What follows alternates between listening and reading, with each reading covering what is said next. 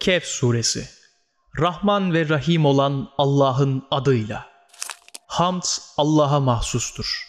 O Allah ki insanları kendi tarafından gelecek çetin bir azap ile uyarmak, dünya ve ahiret için yararlı işler yapan müminlerin içinde ebedi kalacakları güzel bir mükafata, cennete erişeceklerini müjdelemek için kuluna sağlam ve kusursuz kitabı indirmiş, onda hiçbir bozukluğa yer vermemiştir. Bir de Allah evlat edindi diyenleri uyarmak için. Bu konuda ne onların ne de atalarının bir bilgisi var. Ağızlarından çıkan bu söz ne kadar çirkin. Yalandan başka bir şey söylemiyorlar. Durum böyleyken bu son kitaba inanmazlarsa arkalarından üzülerek neredeyse kendini helak edeceksin. Biz kimlerin daha güzel amel edeceğini deneyelim diye yeryüzündeki her şeyi oranın süsü yaptık. Ve biz oradaki her şeyi mutlaka kupkuru bir toprak yapacağız. Yoksa sen bizim ayetlerimizden olan Ashab-ı Kehf ve Rakim'i mi şaşırtıcı buldun? O gençler mağaraya sığınmışlar ve Rabbimiz bize katından rahmet gönder ve bize içinde bulunduğumuz durumdan bir çıkış yolu göster demişlerdi.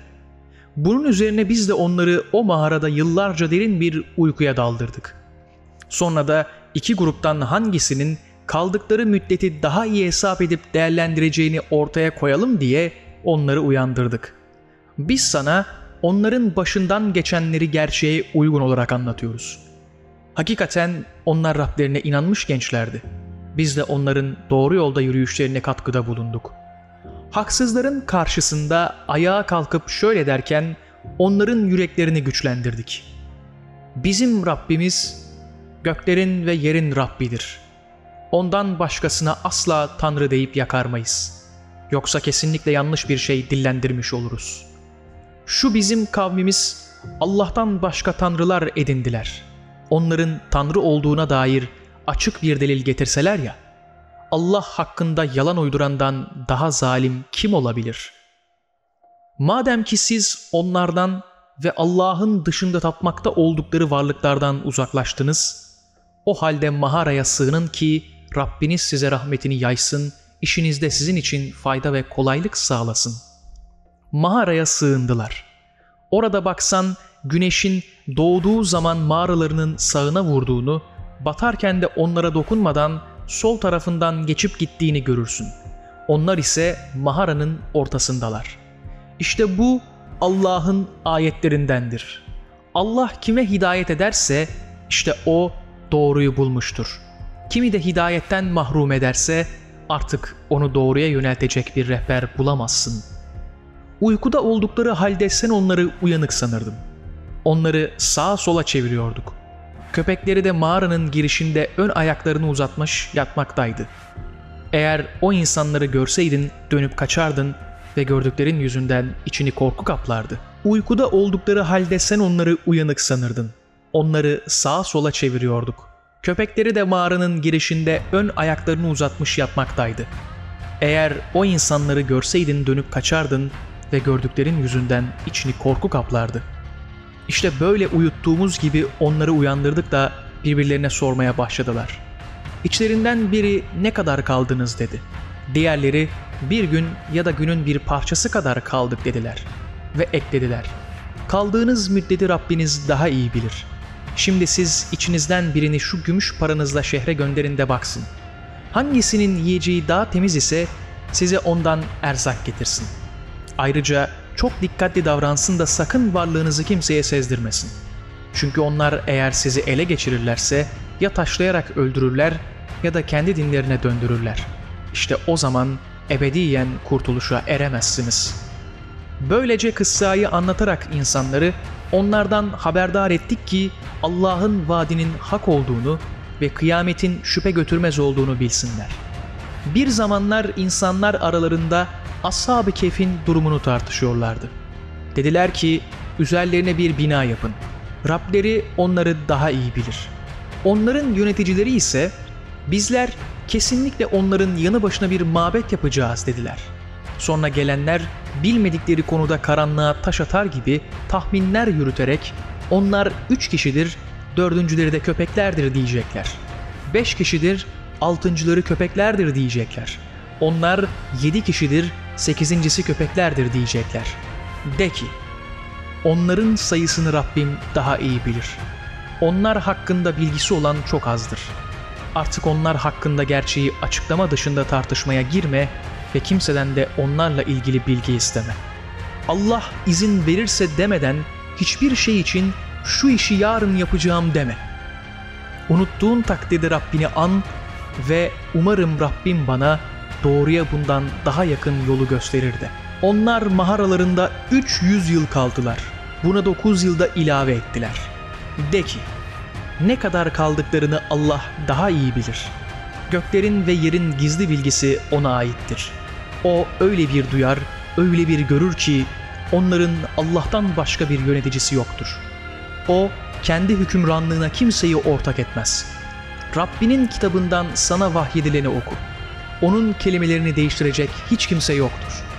Ondan başka bir sığınak da bulamazsın. Rızasını dileyerek sabah akşam Rablerine dua edenlerle olmak için elinden gelen çabayı göster. Dünya hayatının çekiciliğine meylederek gözlerini onlardan çevirme. Bizi anmaktan kalbini gafil kıldığımız, kötü arzularına uymuş ve işi gücü aşırılık olan kimseye boyun eğme. Ve de ki, gerçek Rabbinizden gelendir. Artık dileyen iman etsin, dileyen inkar etsin. Biz zalimler için alevleri kendilerini çepeçevre kuşatan bir ateş hazırladık. Susuzluktan imdat dileyecek olsalar buna erimiş maden gibi yüzleri haşlayan bir su ilave ile cevap verilir. Ne fena bir içecek ve ne kötü bir barınak. İman edip dünya ve ahiret için yararlı işler yapanlar bilmelidirler ki biz güzel iş yapanların ecrini asla zayi etmeyiz. İşte onlara altlarından ırmaklar akan adın cennetleri vardır. Onlar orada altın bileziklerle bezenecekler, ince ve kalın ipekli yeşil elbiseler giyecekler. Orada tahtların üzerine kurulacaklardır. Ne güzel bir karşılık, ne güzel bir konak. Onlara misal olarak şu 2 adamı anlat. Bunlardan birine 2 üzüm bağı vermiş, her ikisinin de etrafını hurmalarla donatmış, arılarına da ekin bitirmiştik. Bağların ikisi de yemişlerini verip hiçbir ürünü eksik bırakmamışlardı. 2 bağın arasından bir de ırmak akıtmıştık. Böylece adamın bol ürünü oluyordu. Bu yüzden arkadaşıyla konuşurken ona şöyle dedi: "Benim malım seninkinden daha çok. İnsan sayısı olarak da daha güçlüyüm." Böyle bir böbürlenme içinde kendine kötülük ederek bağına girdi ve şöyle dedi: "Bunun hiçbir zaman yok olacağını sanmam. Kıyametin kopacağını da sanmıyorum. Rabbimin huzuruna götürülsem bile hiç şüphem yok ki orada bunun yerine daha iyisini bulurum." Kendisiyle konuşmakta olan arkadaşı ona hitaben, "Yoksa sen," dedi, "seni topraktan, sonra nutfeden, spermden yaratan, daha sonra seni bir adam biçimine sokan Allah'a da mı inanmıyorsun? Halbuki o Allah benim Rabbimdir ve ben Rabbime hiçbir şeyi ortak koşmam. Keşke bağına girdiğinde maşallah, güç yalnız Allah'ındır deseydin. Eğer malca ve evlatça beni kendinden güçsüz görüyorsan, ben de Rabbimin senin bağından daha iyisini bana vereceğini umuyorum. Allah senin bağına gökten afetler gönderir de bağ boş ve kaygan bir zemin haline gelebilir. Yahut bağının suyu dibe çekilir de bir daha onu aramaya bile gücün yetmez." Çok geçmeden adamın ürünleri felaketlerle kuşatıldı. Sahibi çardakları yere çökmüş haldeki bağı uğruna yaptığı masraflardan ötürü çırpınmaya başladı. "Ah," diyordu, "keşke ben Rabbime hiçbir şeyi ortak koşmamış olsaydım." Ona Allah'tan başka yardım edecek yandaşları da yoktu. Kendisi de bu felakete engel olamadı. İşte burada yardım ve dostluk hak olan Allah'a mahsustur. Mükafatı en iyi olan O, en güzel akibeti veren yine O'dur. Onlara dünya hayatına dair şu örneği de ver. O gökten indirdiğimiz su gibidir. O su sayesinde yerdeki bitkiler gelişip birbirine karışır, sonra da bu bitkiler rüzgarın savurduğu çerçöp haline gelir. Allah her şeye muktedirdir. Servet ve oğullar dünya hayatının süsüdür. Kalıcı olan iyi davranışlar ise Rabbinin nezdinde hem sevapça daha hayırlı hem de ümit bağlamaya daha layıktır. Bir gün dağları yürüteceğiz ve yeryüzünü dümdüz göreceksin. Hiçbirini geride bırakmaksızın onları da mahşerde toplarız. Artık hepsi sıra sıra Rabbinin huzuruna çıkarılmışlardır. Onlara andolsun ki sizi ilk defasında yarattığımız gibi tek başınıza bize geldiniz. Oysa size asla bir buluşma zamanı tayin etmediğimizi sanmıştınız. Artık kitap, amel defteri ortaya konmuştur. Suçluların onda yazılı olanlardan korkuya kapılmış olarak vay halimize, bu nasıl kitapmış, küçük büyük hiçbir şeyi bırakmadan hepsini sayıp dökmüş dediklerini görürsün. Böylece yaptıklarını karşılarında bulmuşlardır. Rabbin hiç kimseye haksızlık etmez. Hani biz meleklere Adem'e secde edin demiştik. İblisten başka hepsi secde ettiler. O cinlerdendi. Rabbinin emrinden dışarı çıktı. Şimdi siz beni bırakıp da onu ve onu izleyenleri dost mu ediniyorsunuz? Oysa onlar sizin düşmanınızdır. Zalimler adına bu ne kötü bir tercih. Ben onlara ne göklerin ve yerin yaratılışını ne de bizzat kendilerinin yaratılışını gösterdim. Ben yoldan çıkaranları yardımda edinecek değilim. Unutma ki bir gün Allah benim ortaklarım olduğunu ileri sürdüğünüz şeyleri çağırın buyuracak. Onları çağıracaklar fakat kendilerine cevap veremeyecekler. Çünkü biz aralarına aşılamaz bir uçurum koyduk. Suçlular ateşi görür görmez kendilerinin orayı boylayacaklarını iyice anlayacaklar.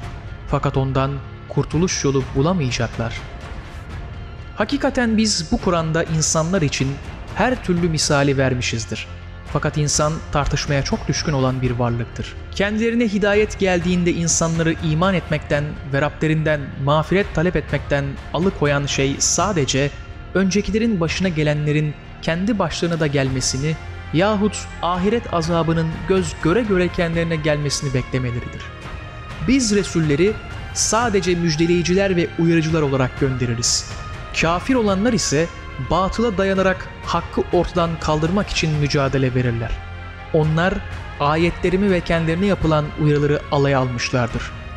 Kendisine Rabbinin ayetleri hatırlatılıp da ona sırt çevirenden ve kendi elleriyle yaptığını unutandan daha zalim kim vardır? Biz onların kalplerine bu uyarıyı algılamalarına engel olan bir örtü koyduk. Kulaklarına da sağırlık verdik. Sen onları hidayete çağırsan da artık ebediyen hidayete eremeyecekler. Senin Rabbin hep bağışlayıcıdır ve merhamet sahibidir. Şayet yaptıkları yüzünden onları hemen cezalandıracak olsaydı, onlara azabı çarçabuk verirdi. Fakat kendilerine tanınmış belli bir süre vardır ki artık bundan öte kaçıp kurtulacakları bir sığınak bulamayacaklardır. İşte o beldeler, ahalisi zulme sapınca onları helak ettik. Helak etmek için de belli bir süre belirlemiştik. Bir vakit Musa genç adamına ta iki denizin birleştiği yere varmadıkça yahut bu yolda senelerce yürümedikçe durup dinlenmeyeceğim demişti. Her ikisi iki denizin birleştiği yere varıncaya balıklarını yoklamayı unuttular. Balık denizde yolunu tutup gitmişti.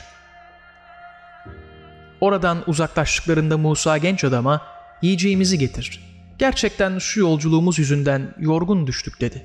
Genç gördün mü dedi. O kayanın yanında konakladığımız zaman balığı unuttum. Onu sana söylemeyi bana unutturan şeytandan başkası değildir. Balık şaşılacak bir şekilde denizde yolunu tutup gitmişti. Musa işte aradığımız bu idi dedi. Hemen izleri üzerine geri döndüler. Derken kullarımızdan birini buldular ki ona katımızdan bir rahmet vermiş ve ona nezdimizden bir ilim öğretmiştik. Musa ona senin öğrendiğin doğruya ulaştıran bilgiden bana da öğretmen için sana tabi olayım mı dedi. O kul doğrusu sen benimle beraberliğe sabredemezsin. İç yüzünü kavrayamadığın bir şeye nasıl sabredersin dedi. Musa İnşallah sen beni sabreder bulacaksın. Senin sözünden dışarı çıkmam dedi. O da eğer bana tabi olursan sana o konuda bilgi verinceye kadar hiçbir şey hakkında bana soru sorma diye tembih etti. Bunun üzerine birlikte yürüdüler. Kıyıya ulaşıp gemiye bindikleri zaman o kul gemiyi deldi. Musa içindekileri boğmak için mi onu deldin? Gerçekten sen çok kötü bir iş yaptın dedi. Kul ben sana sen benimle beraberliğe sabredemezsin demedim mi dedi. Musa unuttuğum şeyden dolayı beni paylama ve işimi çıkmaza sokma dedi. Yine yola koyuldular. Nihayet bir genci rastladıklarında o kul hemen onu öldürdü. Musa dedi ki masum bir insanı bir cana karşılık olmaksızın katlettin ha. Gerçekten sen fena bir şey yaptın. O kul sana benimle beraber olmaya asla sabredemezsin dememiş miydim dedi. Musa eğer bundan sonra sana bir şey sorarsam artık bana arkadaşlık etme. Bu takdirde hakikaten benden yana mazeretin sonuna ulaşmış olursun dedi. Yine yürüdüler. Nihayet bir köy halkına varıp onlardan yiyecek istediler. Ancak köy halkı onları misafir etmekten kaçındı. Derken orada yıkılmak üzere bulunan bir duvarla karşılaştılar. O hemen onu doğrulttu. Musa, dileseydin elbet buna karşı bir ücret alırdın dedi. O cevap verdi. İşte bu, beraberliğimizin sona ermesidir. Şimdi sana sabredemediğin şeylerin iç yüzünü haber vereceğim dedi. Gemi var ya, o denizde çalışan yoksul kimselerindi. Onu delerek kusurlu hale getirmek istedim. Çünkü onların gideceği yerde her sağlam gemiyi gasp etmekte olan bir kral vardı. Gence gelince onun anne babası mümin kimselerdi. Gencin onları sonunda azgınlık ve nankörlüğe düşürmesinden korktuk. Böylece istedik ki Rableri onun yerine kendilerine ondan daha temiz ve daha merhametlisini versin. Duvara gelince o şehirde 2 yetim çocuğun idi. Altında da onlara ait bir define vardı. Babaları ise iyi bir adamdı. Rabbin istedi ki o 2 çocuk güçlü çağlarına erişsinler ve Rabbinden bir rahmet olarak definelerini çıkarsınlar. Ben bunları kendiliğimden yapmadım. İşte hakkında sabredemediğin şeylerin iç yüzü budur. Sana Zülkarneyn hakkında soru soruyorlar.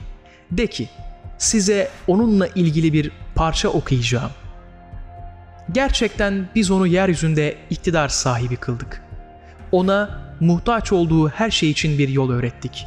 O da bir yol tutup gitti. Nihayet güneşin battığı yere varınca onu kara bir balçıkta batar gibi buldu. Orada bir kavme rastladı. Bunun üzerine biz, ey Zülkarneyn, onları ya cezalandıracak veya haklarında iyi davranma yolunu seçeceksin dedik. O şöyle dedi. Haksızlık edeni cezalandıracağız, sonra o Rabbine gönderilecek. Allah da ona korkunç bir azap uygulayacak. İman edip iyi işler yapan kimseye gelince onun içinde en güzel karşılık vardır ve ona işimizden kolay olanını buyuracağız. Sonra yine bir yol tutup gitti. Nihayet güneşin doğduğu yere ulaşınca onu öyle bir kayım üzerine doğar buldu ki onlar için güneşe karşı bir örtü yapmamıştık. İşte böyle oldu. Biz onunla ilgili her şeyi ayrıntısıyla biliyorduk. Sonra yine bir yol tuttu. Nihayet 2 dağ arasına ulaştığında bunların ötesinde neredeyse hiçbir sözü anlamayan bir kavim buldu. Dediler ki, ey Zülkarneyn, bu memlekette Yecüc ve Mecüc bozgunculuk yapmaktadırlar. Bizimle onlar arasında bir set yapman için sana bir bedel ödesek kabul eder misin? Zülkarneyn şöyle cevap verdi. Rabbimin beni içinde bulundurduğu nimet ve kudret sizinkinden üstündür. Siz bana kuvvetinizle destek olun da sizinle onlar arasına aşılmaz bir engel yapayım. Bana demir kütleleri getirin. Nihayet vadiyi demirle doldurup 2 dağın arasını aynı seviyeye getirince ateşi körükleyin dedi. Artık onu kor haline getirdiği vakit getirin bana. Üzerine bir miktar erimiş bakır dökeyim dedi. Artık onu ne aşabildiler ne de delebildiler. Zülkarneyn, bu Rabbimden bir rahmettir. Fakat Rabbimin vaadi gelince o bunu yerle bir eder. Rabbimin vaadi haktır dedi. O gün kıyamet günü biz onları birbirine çarparak çalkalanır bir halde bırakmışızdır. Sura da üfürülmüş, böylece onları bütünüyle bir araya getirmişizdir. Ve dünyadayken gözleri beni hatırlatacak delillerle kapalı bulunan, vahye kulak vermeye de tahammül edemez olan kafirleri o gün cehennemle yüz yüze getirmişizdir. O inkarcılar beni bırakıp kullarımı yardımcı edineceklerini mi sandılar? Biz cehennemi inkarcılar için bir konak olarak hazırladık. De ki, Size iş ve davranışları bakımından en çok ziyana uğrayanları bildirelim mi? Onlar iyi yaptıklarını sandıkları halde dünya hayatında çabaları boşa giden kimselerdir. İşte onlar Rablerinin ayetlerini ve ona kavuşmayı inkar eden, bu yüzden amelleri boşa gitmiş olanlardır. Bu sebeple biz kıyamet gününde onların dünyadaki amellerine değer vermeyiz. İnkar etmeleri, ayetlerimi ve Resullerimi alaya almaları sebebiyle işte onların cezası cehennemdir. İman edip dünya ve ahiret için yararlı işler yapanlara gelince, onlar için de konak olarak Firdevs cennetleri vardır. Orada ebedi kalacaklardır. Oradan hiç ayrılmak istemezler. De ki, Rabbimin sözlerini yazmak için denizler mürekkep olsa, bir o kadar mürekkep ilave etseydik dahi Rabbimin sözleri bitmeden mutlaka deniz tükenirdi. De ki, ben yalnızca sizin gibi bir insanım. Şu var ki bana ilahınızın sadece bir ilah olduğu vahyolunuyor. Artık her kim Rabbine kavuşmayı bekliyorsa dünya ve ahirete yararlı iş yapsın ve Rabbine ibadette hiçbir şeyi ortak koşmasın.